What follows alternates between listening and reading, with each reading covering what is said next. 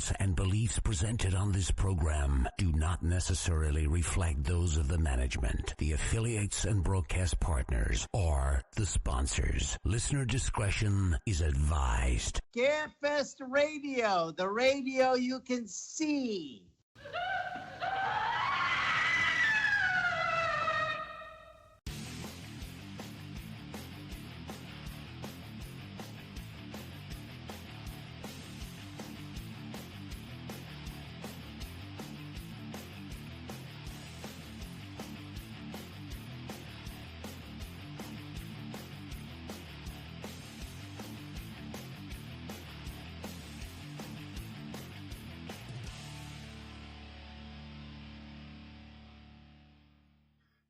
And hello and good evening, everyone, and happy Valentine's Eve. It is the night before Valentine's Day, and as I said in the blurb as we advertise the show, what says Happy Valentine's more than a show about serial killers? So that's what we're doing tonight. The original broadcast date, February 13th, of course, 2026. My co-host tonight, Joanna Hochstetter, and Joanna is co-hosting tonight because what's our mantra, Joanna? Chicks. Say it. Dig serial killers. Chicks dig serial killers. That's right. And, of course, our guest tonight is Jeff Ignatowski.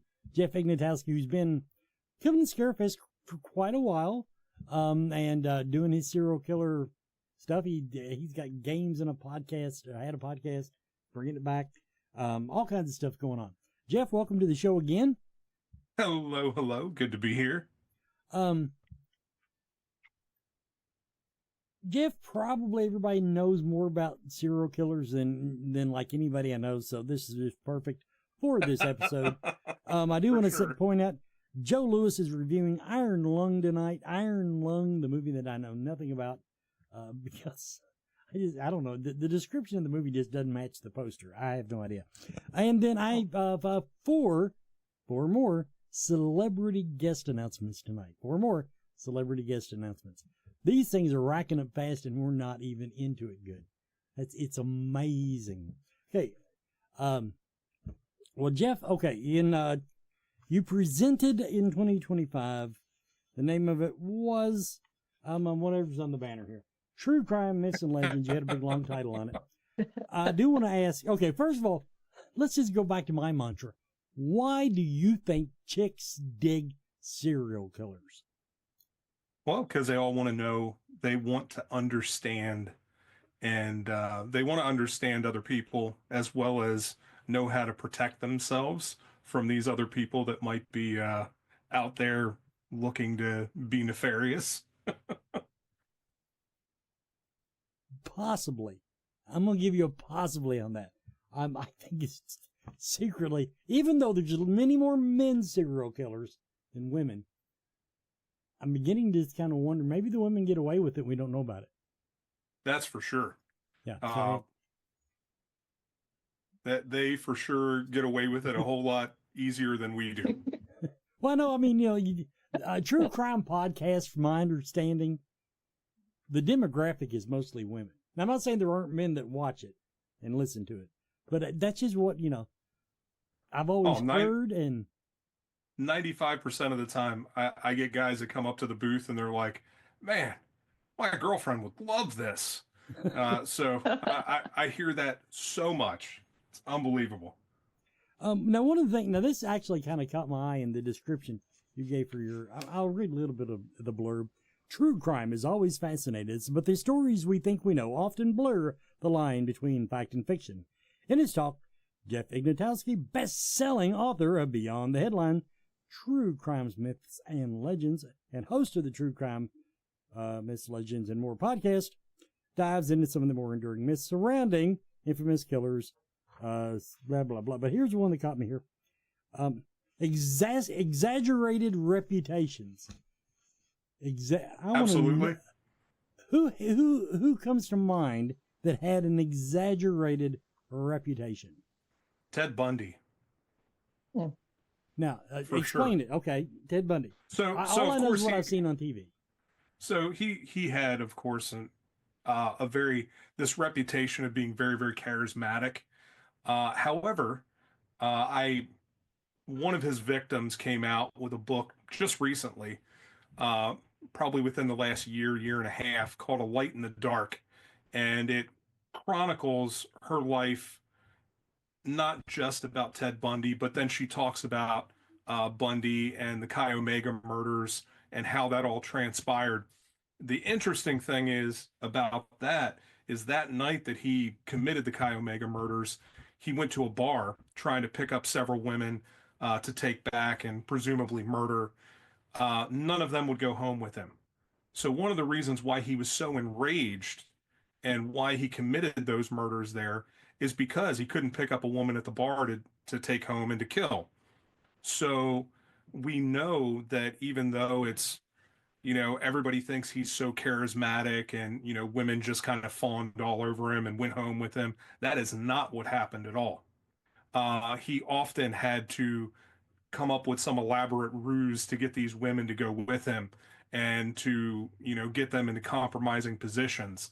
So he was not nearly as charismatic as we believe that he was, and that all the movies and documentaries portray him as, but he was often just swindling people, wearing the cast on the arm, the cast on the leg, feeding people all these stories.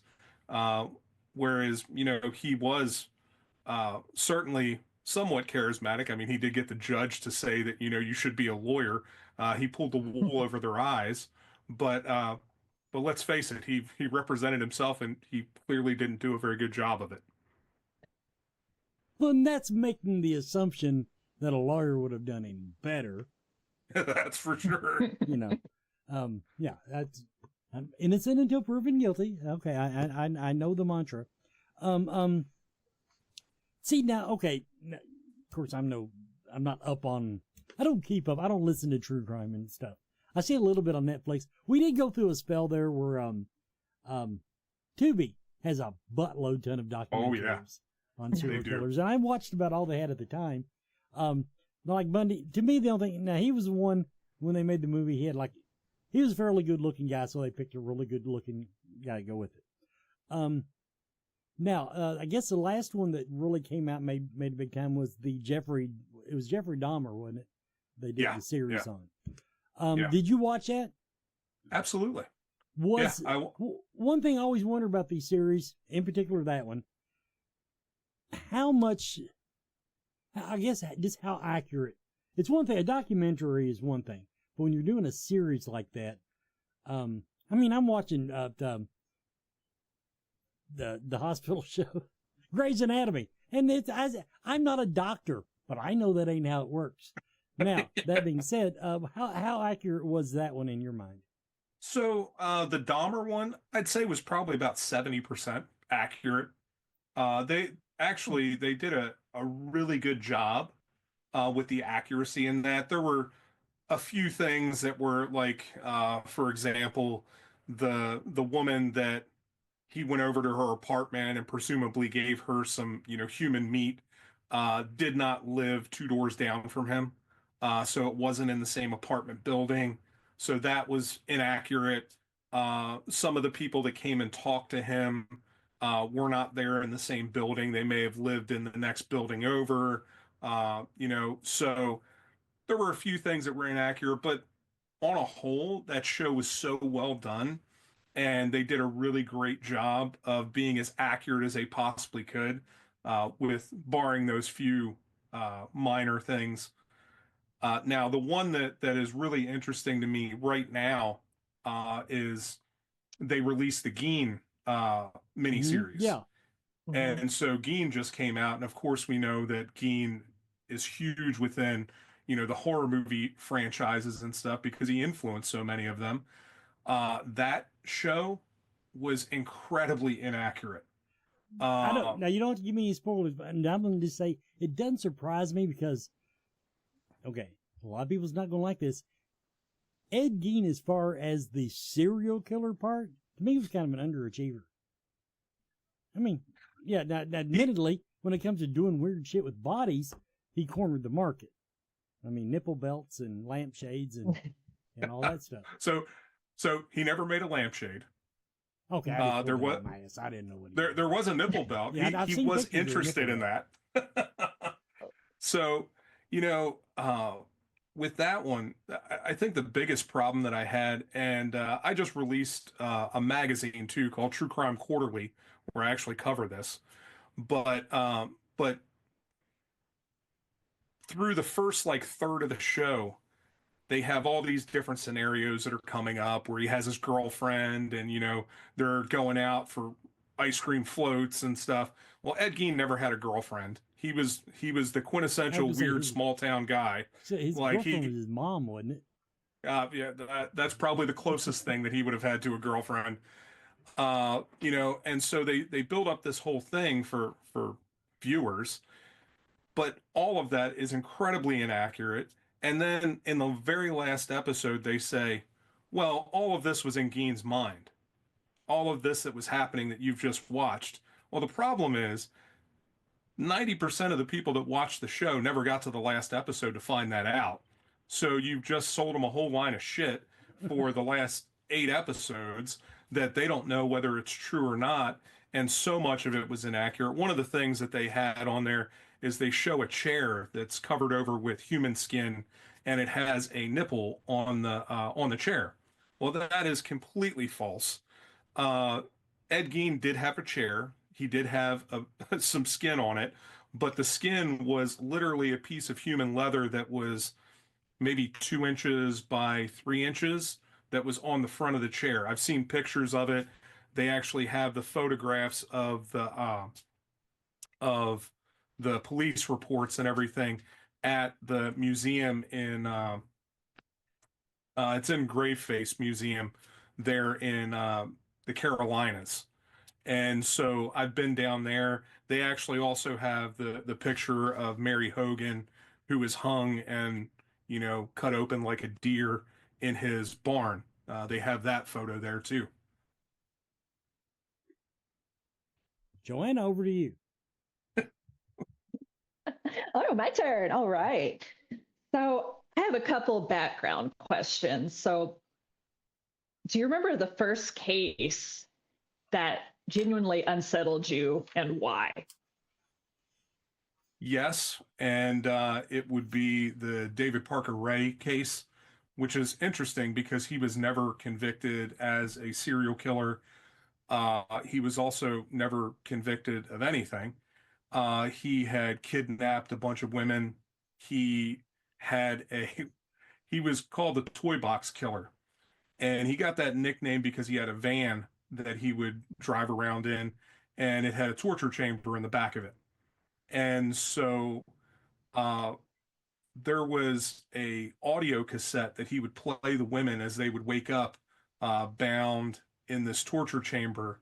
And it was about a 20-30 minute long audio tape that he would play them about what he was going to do to them for the next several weeks. And it went into great detail about all the things that he would do. And I listened to that one time, and it was one of the very few things that kept me up at night when I heard it. Now, what's interesting about that is I met Gacy's art dealer. And when I met him, we sat down and we were talking about some of the weird stuff and the weird murderabilia that people collect and things. He actually had the original tape for some time. He ended up trading it off, but I asked him, I said, did you ever listen to that thing? Did you ever listen to that tape? And he said, yeah, I did. He was like, I listened to it once and then I got rid of it. And it is unbelievably unsettling. Yeah, I won't get into detail, but there are some specific things that were horrific in that audio. Yeah, I don't think I really want to know what's on that tape. That sounds terrible. Yeah, it was no good. Oh my gosh. So has long-term exposure to this material affected, how you see people or even society? Yes. I think it causes me to have a lot more caution. especially going around, like being around some of the things, in the different circumstances that I am at conventions and things, where I have a lot of people coming up and, telling me all kinds of stories. I've heard some unbelievable stories at different conventions that I've been to, and then other things that have just fit together, and I've been like just blown away at just how all that came together. And so with that, I've met some people that were relatives and family members and things like that, and have had extended conversations with them, and that has always been really good, which has been interesting for me because really at the beginning of all this, I wasn't sure how that would go. And along those same lines, I've gotten to get into things that I never expected. So, like, I never expected that some of my games and some of the different things that I brought to the market have gotten to, the Department of Homeland Security, different governmental agencies that are now using it to train Wow. their staff and to, do education and things. And I really never expected any of that to happen. I'm glad that it has. And, but it definitely wasn't planned that way. Wow. Oh my gosh. So, I mean, do you ever need to step away from your research for your own mental health? Uh, I have never had to do that. I know some people that have. Mhm. I've not had to. I don't know. I don't know exactly what that says about me, but but yeah, it's just I'm pretty grounded, Mhm. and I understand that these things happened, and it's something that's important to understand and to dig into, so that hopefully these things don't happen anymore. And if we don't research that, if we don't take the time to understand that, if we don't take the time to dig in, then these things are bound to happen over and over again. And so I kind of take it from that perspective. And how can I change that? How can I use that to educate other people? How can I open that up so other people can see what's important there, and what we can learn from this? Right. Yeah, I really like that perspective. It's a very healthy way to cope. For sure. Indeed. All right, I'm going to kick it back to Wes. Are you a fan of horror movies, books, comics, music, and collectibles? Roomorg magazine is for you. Subscribe today to receive 6 or 12 print issues annually and join me, executive editor Andrea Subasati, on an ongoing journey through the horror genre of the past, present, and future. Plus, get access to unmissable special editions such as A Century of Witches, 50 Years of Gore Cinema, British horror movies, and so much more. Roomorg, the world's premier horror and culture and entertainment magazine since 1997. Accept no substitute.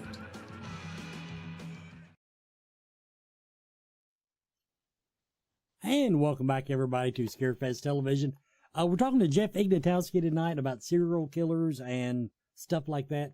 I do want to give a quick apology to those watching live. The replay version should be good and clean, but for some reason, my really new expensive internet is dropping a lot of frames. So I'm just going to apologize, and there's nothing we can do about it. Anyway, okay, in your blurb about your speech, another thing that caught my eye: conspiracy theories. I've never put conspiracy theories in the same shoebox with serial killers, at least none that I'd heard of anyway. So kind of take me down that road. Yeah, there are a ton of conspiracy theories that involve different serial killers, whether you want to get into MK Ultra and talking about how Charles Manson and Jim Jones were all part of the MK Ultra program, and that Jonestown was possibly a CIA camp that was trying to do their brainwashing techniques and things. Well, let me pause you. I'm not calling bullshit. You know me. I'm not, but I am gonna say, what is the most credible one that you've heard of? Is it that one, or is there another one? As far as what's been presented as thorough I don't, evidence. yeah, I don't know that any of them are really credible. That you could say that, yeah, that's a great, combination. But they're all fascinating. And, uh, speaking as someone who, my dad was in a mental institution, had experiments performed on him, and very possibly could have been, engaged in some part of that. Uh, and it's funny because I was just like watching a bunch of different documentaries and stuff this last week, and they were laying out the whole Jonestown conspiracy thing and the mind control and everything. And they were talking about all of that stuff and the 50s and the 60s and the experimentation and the different shock therapies and stuff that they were doing on patients, and how that fit in with MK Ultra and the things that were going on within the government and trying to create this, this group of super soldiers or whatever. And I'm listening to all that and I'm thinking about, my own family history. And I was like, oh shit, that all like fits pretty close. And it's interesting. Of course, I don't know, what the validity of that is because none of us know that. Really? Uh, you know, but it's really it's fascinating to dig into that. And one of the things that I will end up doing at some point in my career is one of the beyond the headlines I want to write is going to be on conspiracy theories. And so I'm going to dig into that much, much deeper and try to connect some dots.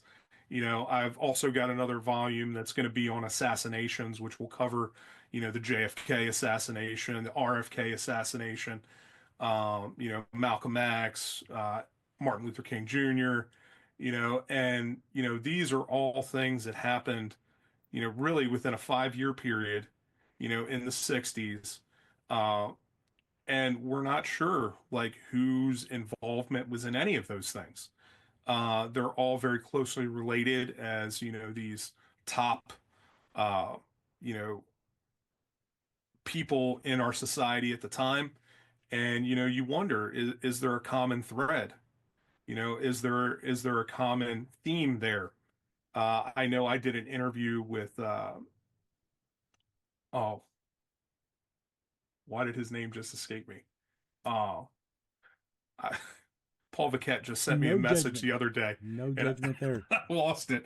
But oh my God, why can't I think of his name? I could like walk 2 feet and grab one of his books off of my shelf. But up in Canada, there is an incredible author up there, true crime author, literally wrote the book on, the encyclopedia of serial killers. And so he actually did a lot of research on the JFK assassination. And I want to get him back on at some point and have this conversation. But he believes, and he has proven that Lee Harvey Oswald was a lone gunman, that there was no Russian involvement, that there was no governmental involvement, that it was just Oswald.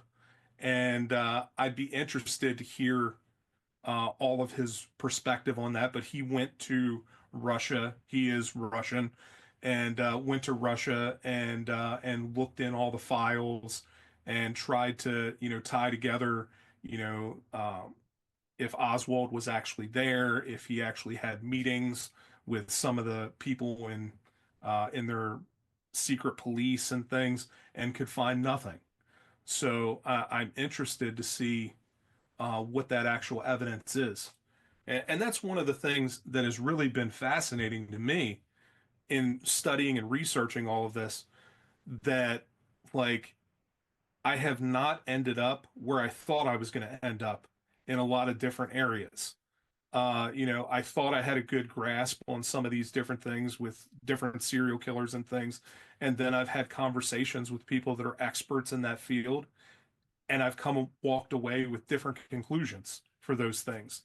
One of them being Jack the Ripper, another one being H.H. Holmes, who both of those I thought I was pretty well versed. And then I talked to some people that had more evidence than me, and they really changed my ideas on some of those things. Joanna. All right. I kind of want to talk about some psychology and behavioral patterns. Yeah. Okay.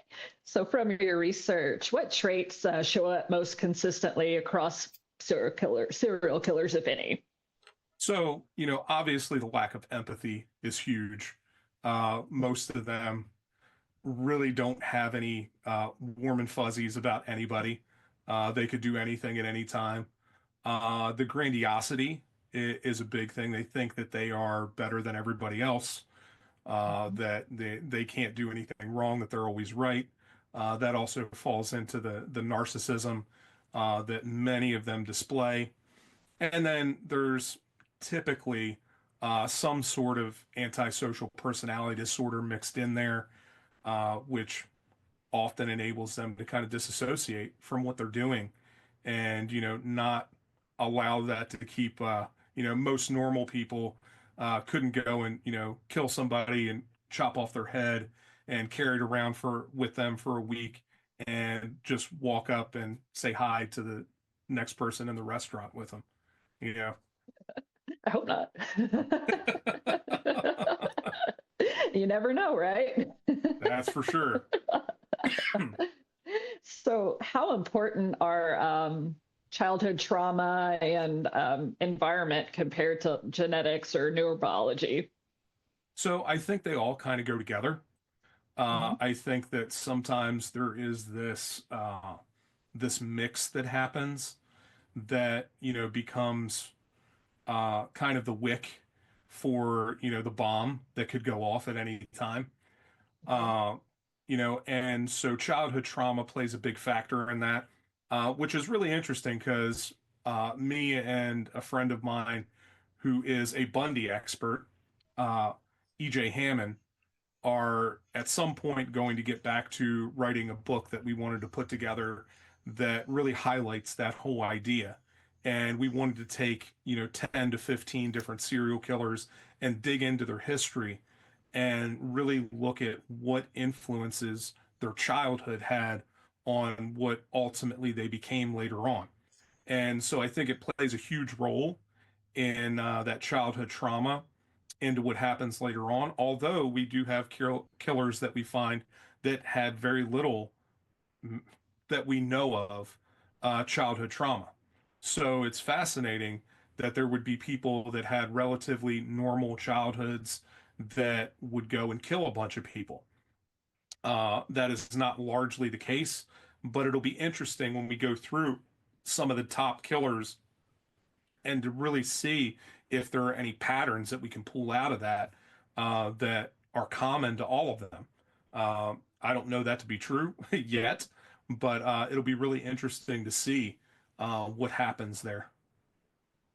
Okay, yeah, that's kind of like my next question. I was going to ask if there is like a common moment or maybe a stressor that tends to precede their first kill. So each one is different. It really depends on what those triggers are specifically for them. Like for example, Eileen Wuornos, who had a notoriously terrible life, and killed 7 men down in Florida. For her trigger was any sort of abuse from a male. So before her first kill, it wouldn't have taken very much for that gentleman to say something nasty to her or make some comment that she would pull out the gun and shoot him. Now, that's not the same for everybody because some of them like to stalk their victims. Some of them, it really depends on uh, what excites them and how they choose their victims.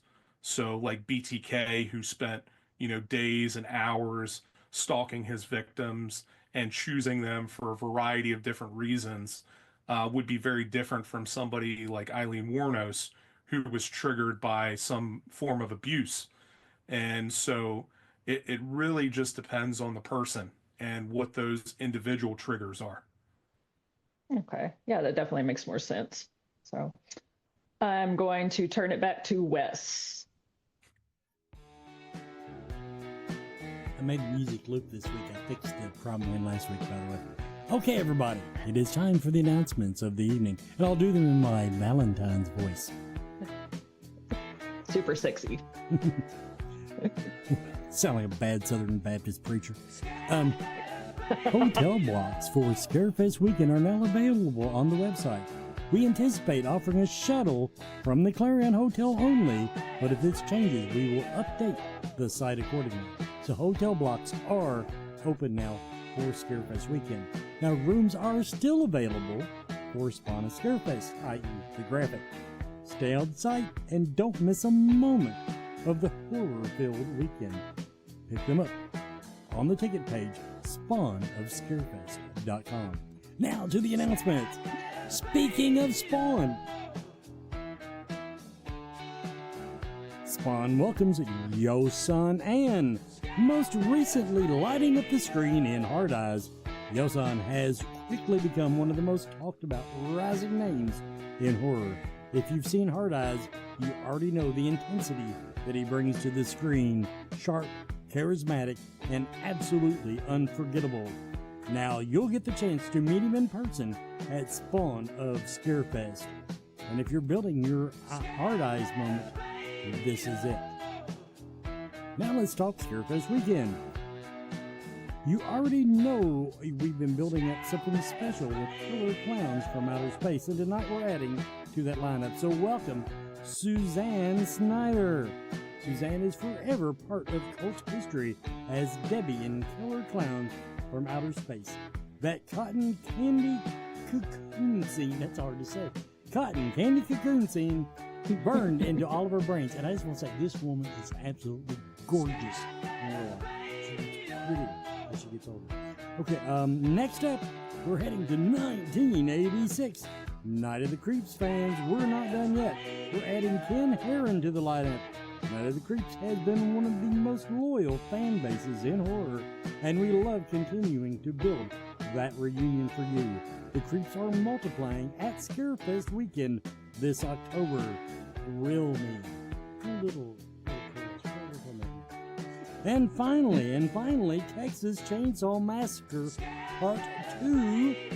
We have already started building something special around TCM 2. And tonight we take it up another notch.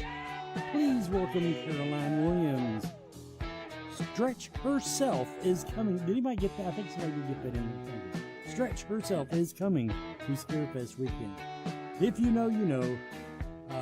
Texas Chainsaw Massacre 2 is loud, wild, chaotic horror at its absolute best, and adding Caroline to the lineup makes the reunion even stronger.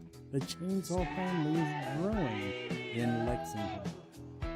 All right, let's go over some dates here. Okay. Upcoming dates. Okay, we're in February. Ticket sales are open. Now, vendor applications have opened up for Scarefest weekend, and that does include, somebody asked this week, yes, that does include the tattoo applications. 2 different applications. Go to scarefestweekend.com, and you're going to take those applications until the end of the month. Speaker applications will open March 1st, media applications open March 1st, and staff applications will open April 1st. And a little quick reminder, Evansville Horror Con is coming up February 28th and March 1st. February 28th and March 1st.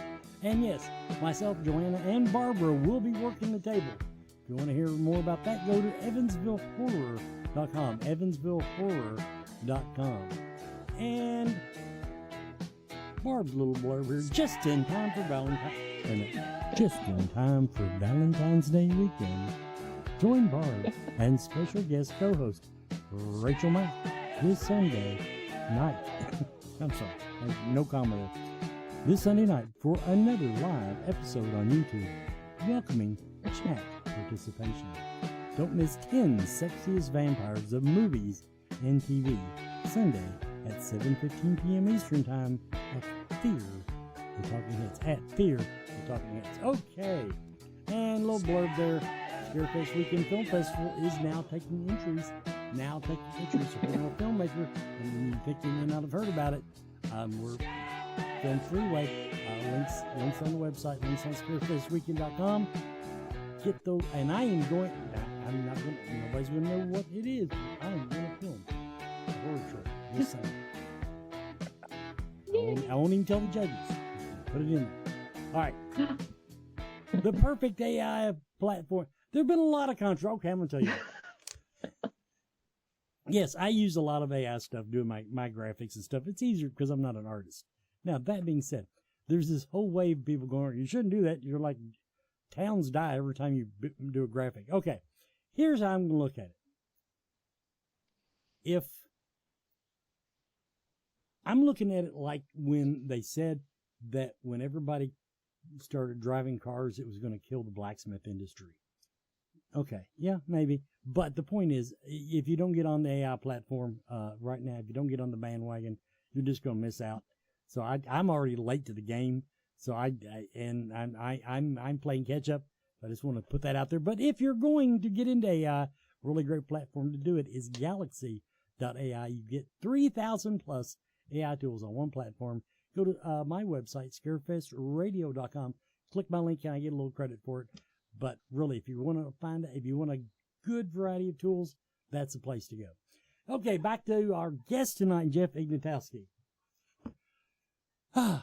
You like my Valentine's voice, Jeff? Absolutely. I always like it.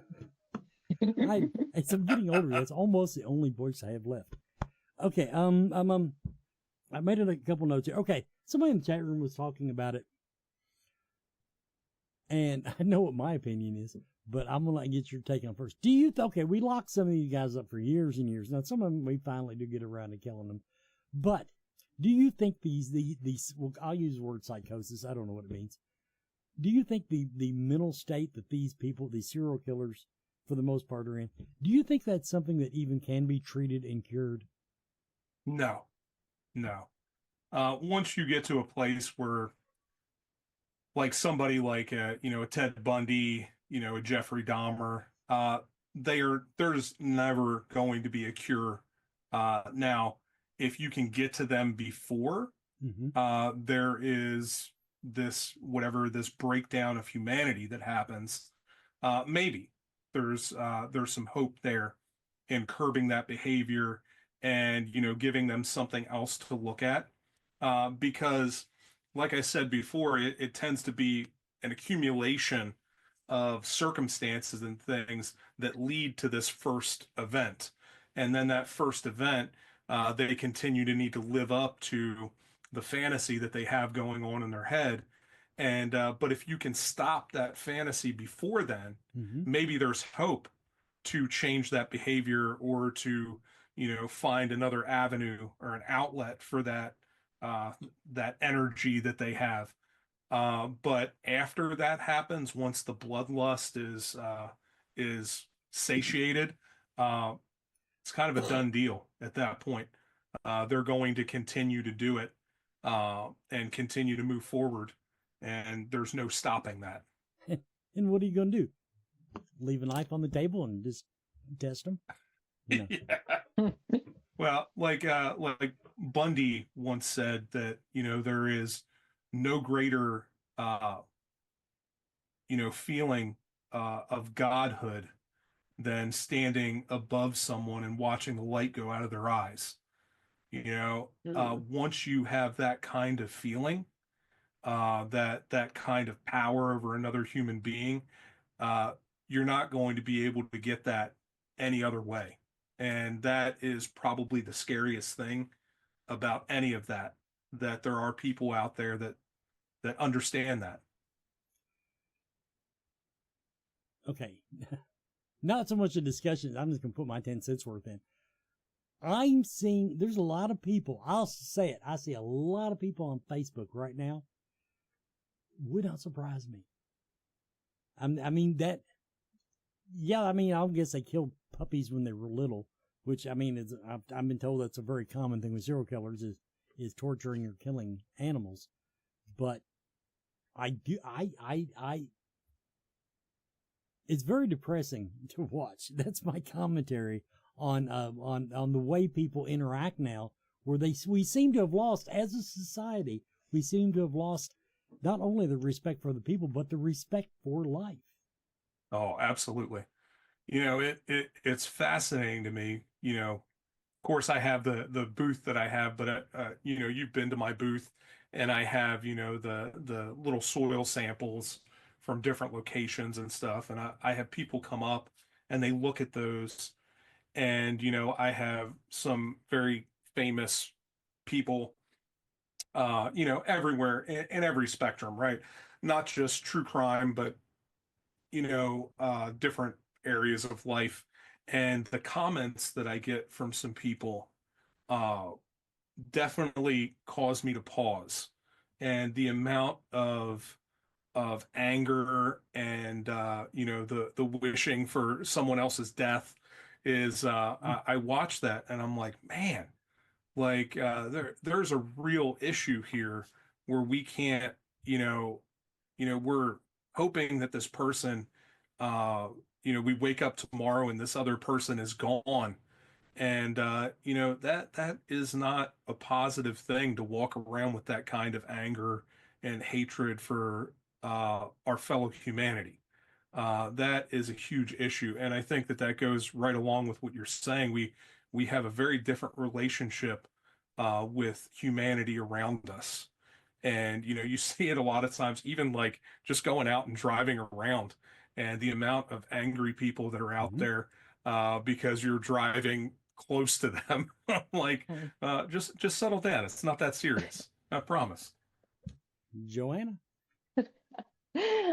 All right. So, some modern trends.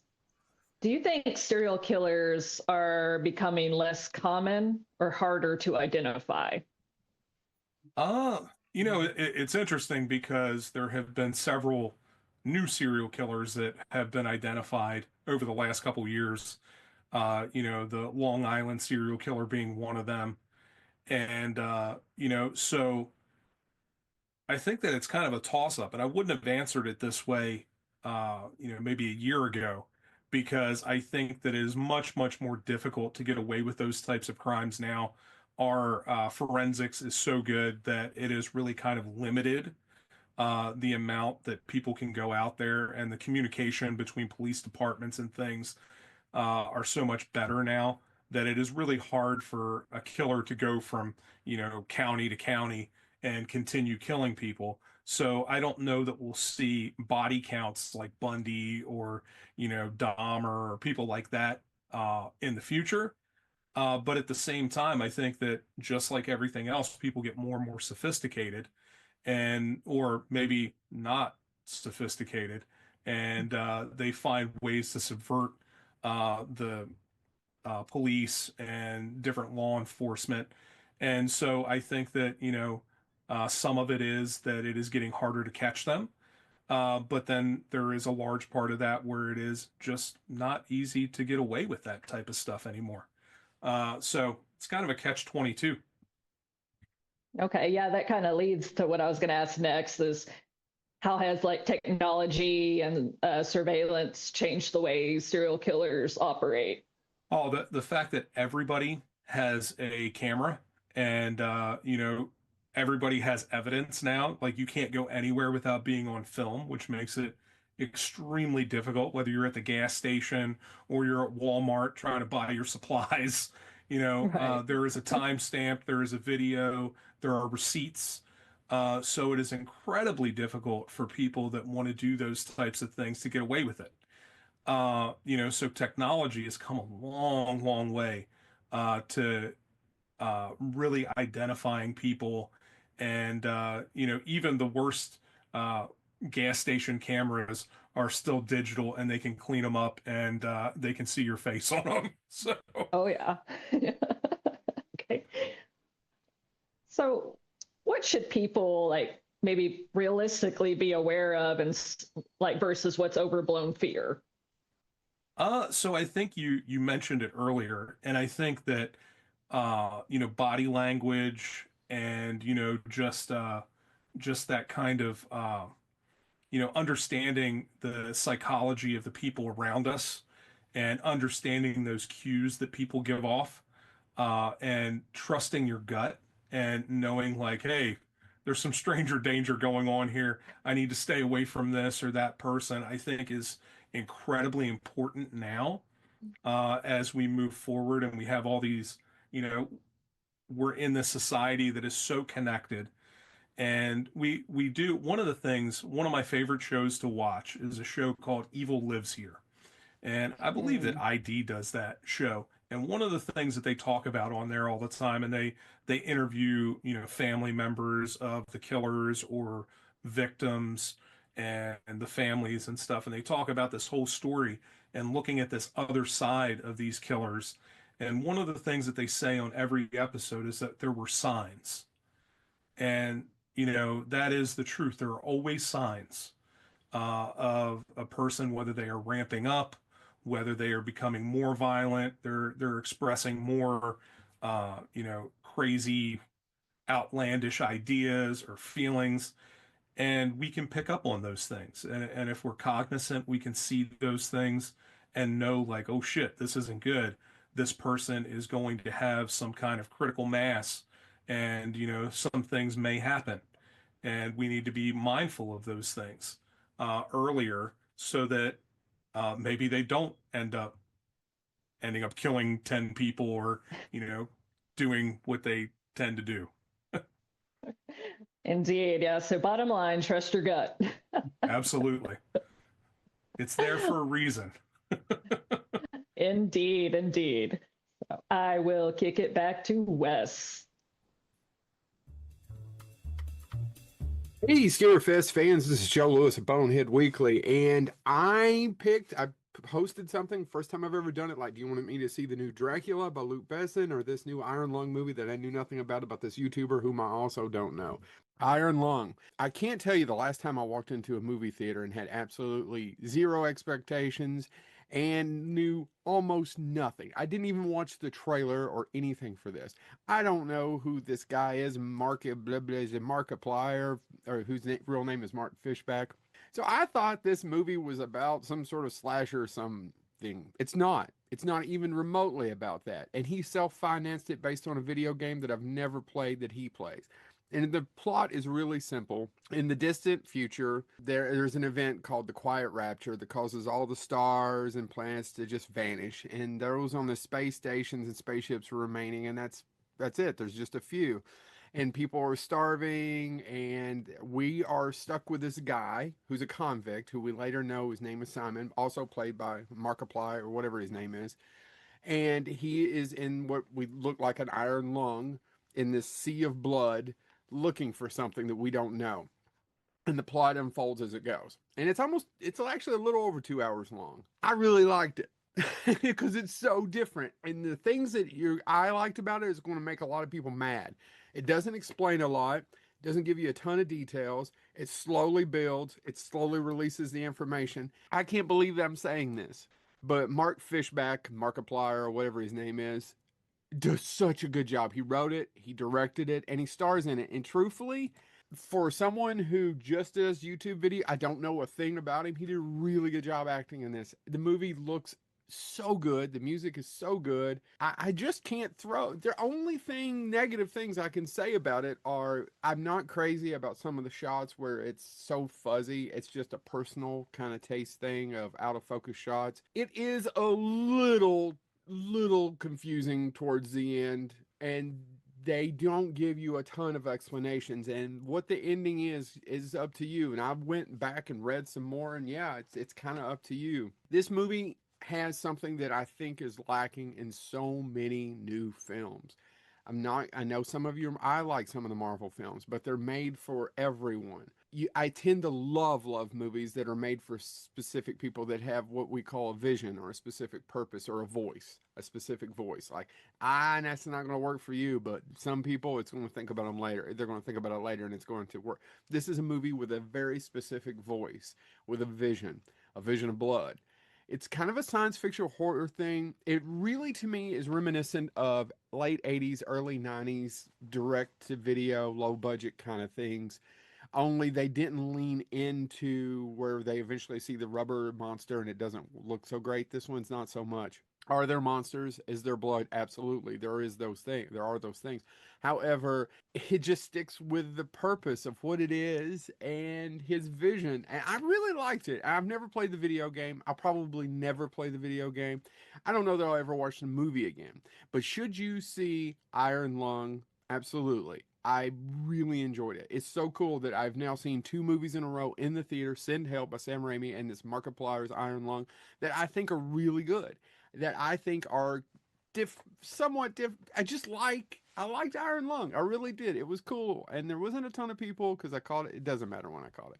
But I really enjoyed it, sitting there by myself in the dark, not knowing anything about it. In fact, the less you know about this movie, probably the better. I think you would enjoy it even more. So go out and see Iron Lung by the YouTuber Markiplier or whatever his name is. I really enjoyed this movie. It's so cool.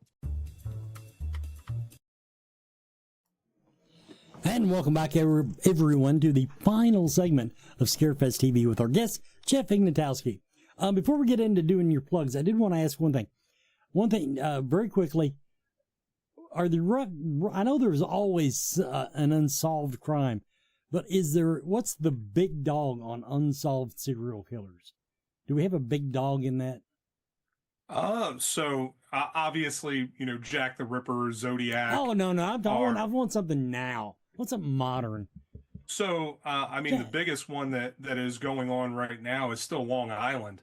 And, they arrested Rex Heuermann as the Long Island serial killer, but they have not, convicted him of anything yet. They have a ton of evidence. I wonder what that's all going to come to. And then the other big, the real big one that at least I have been really in the midst of is the Delphi murders. And, they convicted Richard Allen and, convicted him of 130 years. He is coming up for his appeal on that. And I don't think that he was the one that did it. So I think it's going to be really, really interesting to see what they can prove in court. And if that changes and if he gets off, I think that there is about 80% of the evidence that they had, that the defense had, that was not presented at trial because the judge would not allow it. And if that comes to light, does that put enough reasonable doubt that he gets a new trial? I think that there is really good evidence that is the case. Will that end up being what happens? I don't know. Time will tell. But not unsolved, but certainly an interesting case that's out there. I do want to get one more question in from the chat room from our resident true crime nerd, Meredith Blackwell. What do you think about Sam Little? So I think Sam Little is fascinating. He is for sure the most prolific American serial killer ever. Killing at least 93 women that we know of. He was, I believe, convicted of like 76 or something. Sam Little traveled across the United States, picking up and killing women for about 30 years. They had him in jail several times for petty crimes and let him out every time.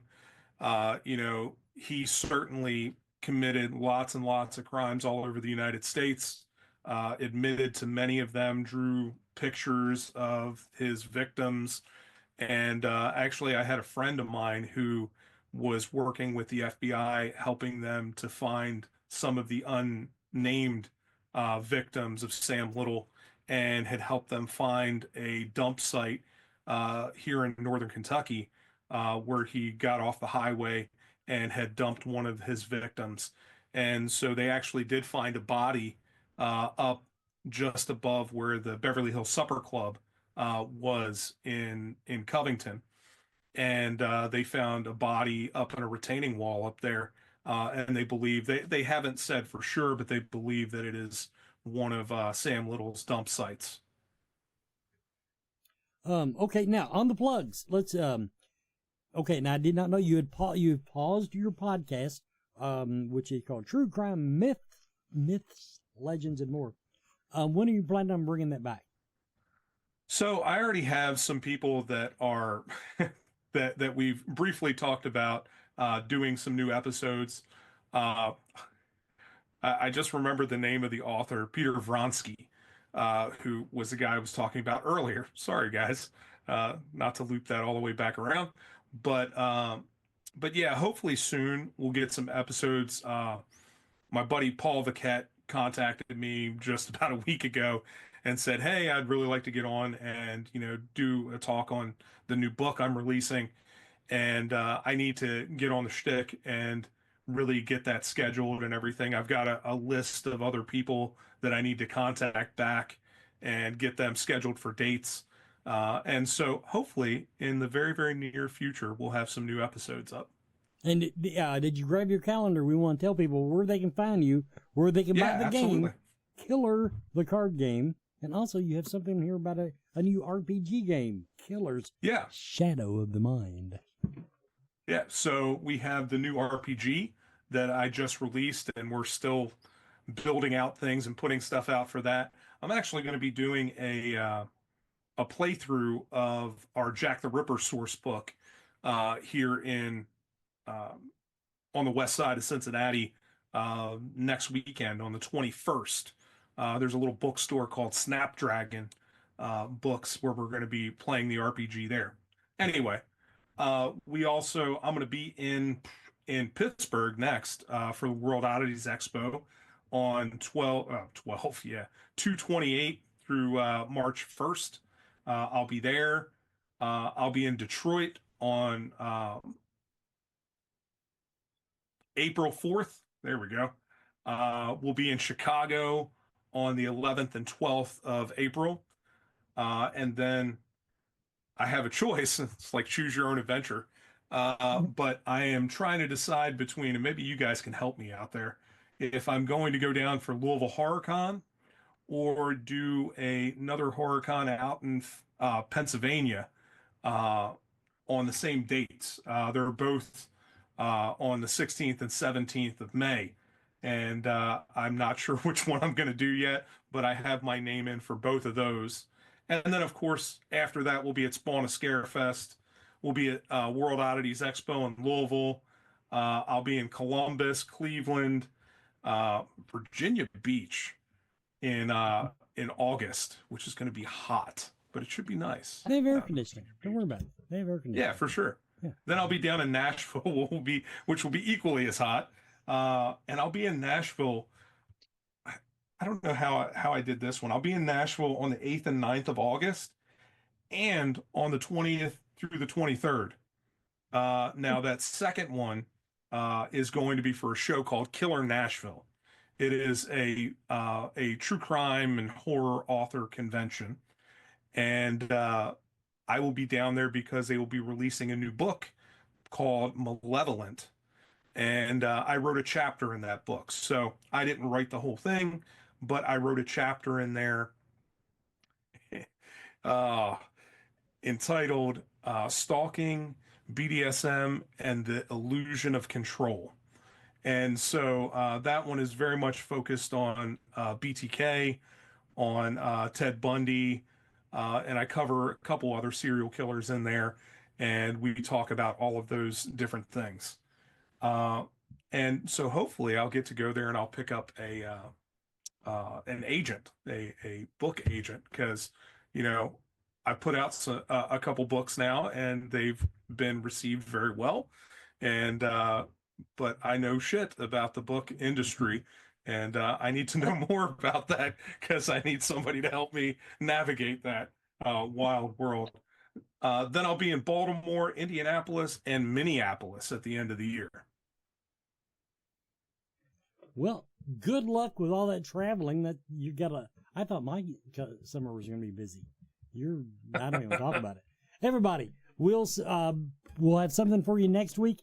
Then the next week after that, we might try to do a live from Evansville on Friday night. Maybe. I don't know. They'll have announcements. They'll have it. Well, they can do them on Facebook. If we'll work something out. See you next week.